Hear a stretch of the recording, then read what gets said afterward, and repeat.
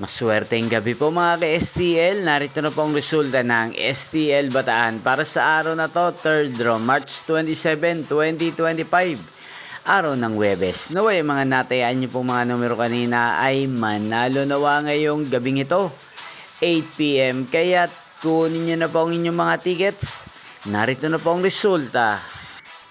Ang mga numerong nanalo sa STL Bataan ngayong gabing ito, March 27, 2025. 8 PM, third draw result, 4 at 33 in exact order. Sa lahat po ng tumaya kanina sa STL Bataan para sa third draw ng 4 at 33, congrats po sa inyo, panalo po kayo.